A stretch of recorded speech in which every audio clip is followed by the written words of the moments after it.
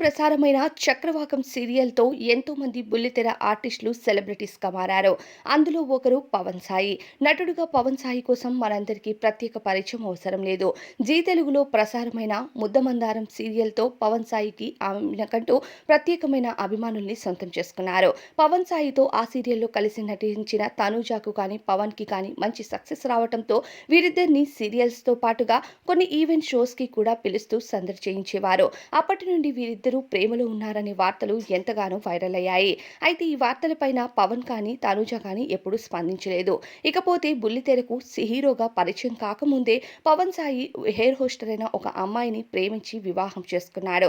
కానీ ఈ విషయం ఎక్కడా రివీల్ చేయకపోవడంతో తనూజ మరియు పవన్ సాయి పీకల్లోతు ప్రేమలో ఉన్నారనే వార్తలు సోషల్ మీడియాలో తెగ వైరల్ అవ్వడంతో ఇక పవన్ సాయి భార్య తనకు విడాకులిచ్చి దూరమైంది.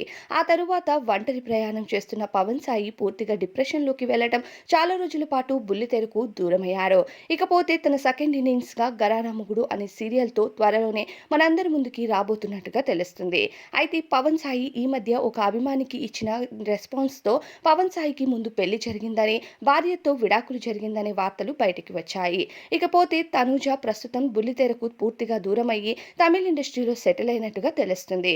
అయితే ఇక ఒక అభిమాని "అన్న, వదిన ఎలా ఉంది?" అని అడిగిన ప్రశ్నకు "ప్రస్తుతం నాతో ఎవరూ లేరు. నేను ఒంటరి ప్రయాణం చేస్తున్నానంటూ పవన్ సాయి బాధగా రిప్లై ఇచ్చాడు.